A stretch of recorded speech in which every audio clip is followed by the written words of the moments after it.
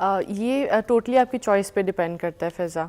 अगर आपकी हमारे माशरे में ऐसा होता है कि जो गरीब हैं या जो लोग कहते हैं कि बजट का प्रॉब्लम है, जिन्हें प्रॉब्लम होती है हेल्दी सिलेक्ट करने में, हेल्दी फूड, उनको लगता है कि हेल्दी फूड अवाकाडो हैं, ब्लूबेरीज़ हैं, ये सारा कुछ है। हालांकि हेल्दी हल्दी है, हेल्दी की तरफ जाएँ तो पालक है, हेल्दी की तरफ जाएँ तो अंडा आप वीक में 3 मरतबा खा रहे हैं, बेशक वो हेल्दी है कम बजट में रह के, तो ये आपकी चॉइस होती है। मेरे पास वो लोग भी आते हैं जो कि बहुत जो है ना बजट के साथ टाइट होते हैं, लेकिन महीने में 1-2 मरतबा बरकत मार्केट जाके 1500 की डील लाजमी खाते हैं, जिसमें उनको 5 बर्गर्स मिलते हैं।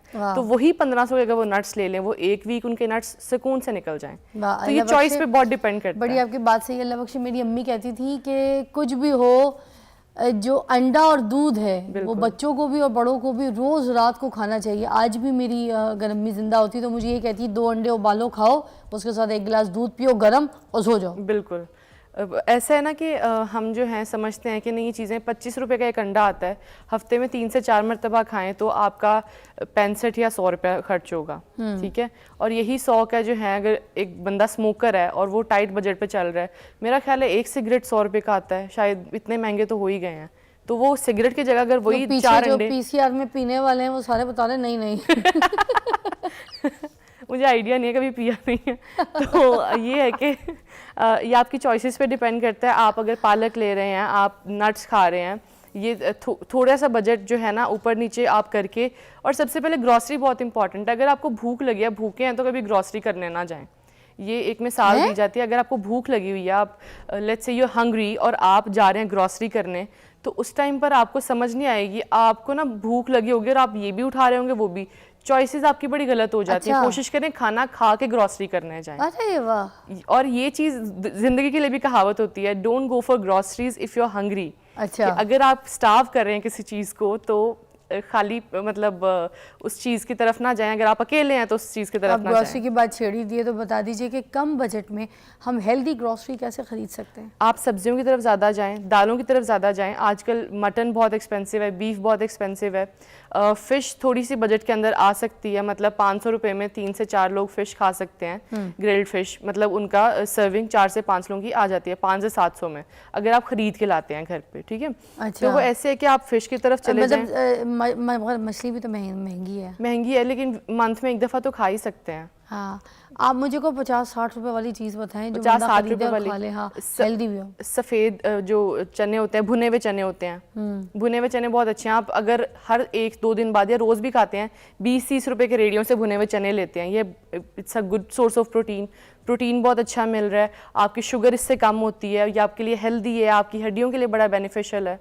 तो ये है कि अगर आपने भुने हुए चने खाए हैं, ये आप सफेद चने की बात कर रही हैं, आप काले चनों की बात नहीं कर रही हैं ना? काले चने जो भुने हुए होते हैं, अगर आप बॉईल करके खा रहे हैं, शोरबा बना के खा रहे हैं, वो भी आपकी मर्जी है, लेकिन कन्वीनियंट होता है लोगों को, क्योंकि मैं भी पूरा दिन बाहर ही होती हूँ, मुझे कन्वीनियंट रहता है मैं रेडी से भुने हुए चने उठा के खा लूं। ये जो वो काले छिलके वाले चने होते हैं ना, जो भुने हुए होते हैं, जो अंदर से पीले होते हैं, उनकी बात कर रही हैं, ठीक है। हाँ, सही कह रही हैं। और अगर वही काले चने, सर्दियाँ आ गई, क्रेविंग भी कम हो जाती है। बिल्कुल, भूख भी नहीं लगती इतनी। मतलब अगर आप मोटापे की तरफ जा रहे हो, आपको बार बार कुछ चाहिए खाने को। एक तो खीरा बहुत अच्छा है सैलड्स में, खीरा, मूली, अब तो गाजर भी आ गए हैं, खीरा, मूली, गाजर, इसका सैलड बना के खाएं, आपका लंच हो जाएगा।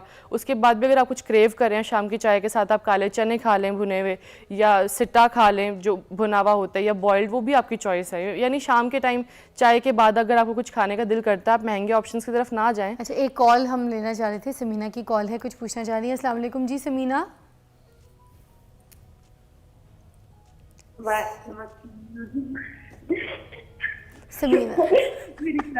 समीना, अब मुझे लगता है खुद ही को जोक सुना के खुद ही हासा निकल गया। क्या हो गया, हंस क्यों नहीं है? अल्लाह खैर करे। मैंने और रबिया ने मेकअप तो अच्छा खासा सही किया। क्या? हाय अल्लाह, हंसी जा रही हो समीना। जब से हमने मेहंदी वाला ड्रामा देखा है ना, तब से आपकी फाइन हूँ मैं। शुक्र है अल्लाह का, बहुत शुक्र है अल्लाह का, करम है पिज़्ज़ा। ये लोग तो मुझे आपसे ना बात भी नहीं कराते, कसम से पिज़्ज़ा।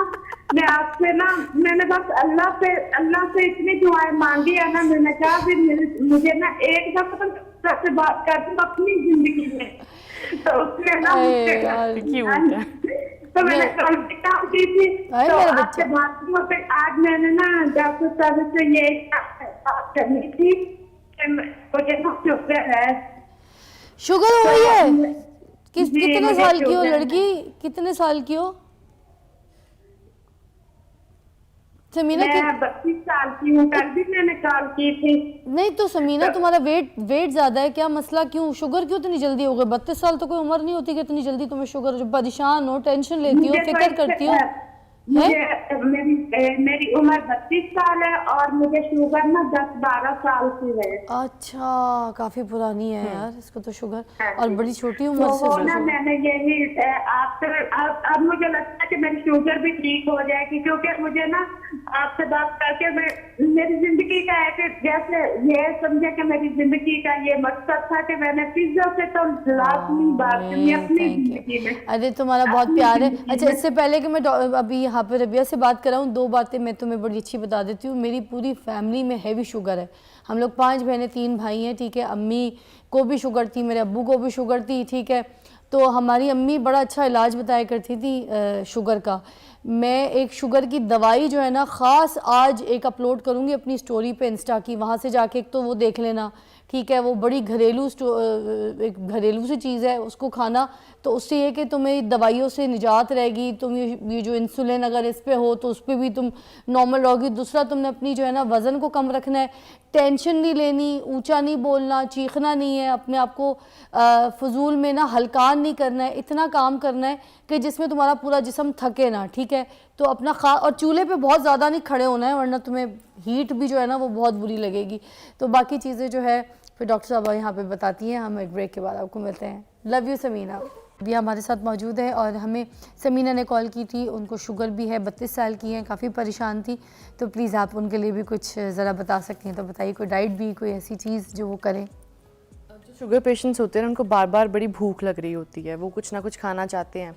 उनको हम यही रेकमेंड करते हैं कि अपना जो है मिकदार खाने की कम कर दें और टाइम ज़्यादा, मतलब थोड़े थोड़े टाइम बाद खाना शुरू कर दें। उसे कहते हैं फ्रीक्वेंसी ज़्यादा करना। अच्छा। नाश्ता अगर आपने 9 बजे किया है, 11 बजे आप स्नैक्स लें, 2 बजे आप लंच करें, फिर 5 बजे स्नैक्स लें और 7-8 बजे डिनर कर लें। ठीक है। अब जो कहते हैं कि कार्बोहाइड्रेट्स और रोटी, तो वो होता है आपकी शुगर पेट कि डायबिटीज़ आपको कितने अरसे से है, ठीक है, और कितने सिवियर है और किस तरह से आपकी बॉडी को अफेक्ट कर रही है। बॉडी टू बॉडी वेरी करता है, लेकिन एक जो कॉमन चीज़ है, जो कॉमन प्रैक्टिस है, जो आम लोगों को बताती हूँ वो मैं बता देती हूँ कि बाजरे की रोटी बड़ी बेनिफिशियल है। इसका जो है ग्लाइसीमिक लोड कम होता है, जिसकी वजह से आपकी फ़ौरन शुगर हाई नहीं होती।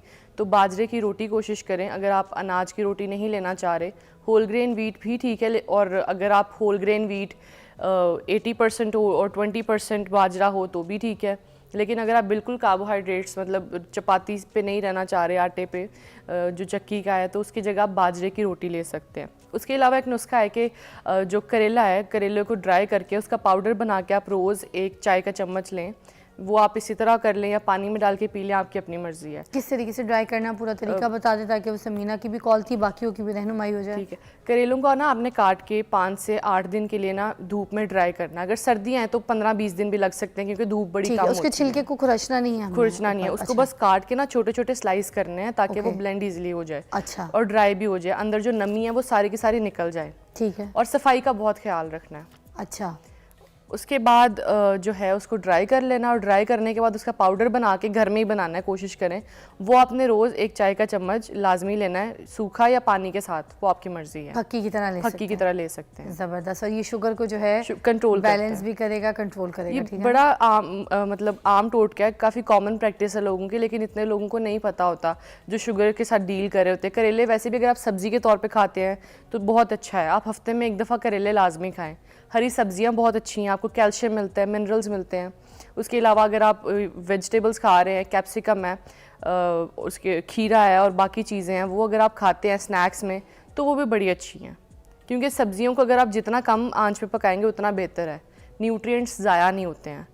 क्योंकि वाटर सॉल्युबल न्यूट्रिएंट्स होते हैं हमारी सब्जियों में। तो अगर आप ज़्यादा तेज़ आंच पे बनाते हैं, हमारी अम्मियों की आदत है भून भून के बनाना, जब तक वो सब्जी काली ना हो जाए हमें पसंद नहीं आती। तो कोशिश करें आहिस्ता लड़की आंच जो पे। ब्याह के लानी है उसका रंग काला नहीं होना चाहिए, मगर सब्जियों को भून भून के रंग काला जरूर करना है। एक ब्रेक लेंगे, उसके बाद हम यहाँ पर आपसे ये पूछेंगे कि कौन सी ऐसी चीज़ें हैं जो हम सस्ते प्राइस में ख़रीद सकते हैं, और सस्ती सस्ती चीज़ें जो लोगों को लगता है कि भाई इसमें कोई फ़ायदा ही नहीं है, तो लोकल चीज़ें और इम्पोर्टेड चीज़ें ही लेंगे तो उसमें फ़ायदा होगा। तो इसका फ़र्क अभी हम यहाँ पर पूछेंगे। Take a break.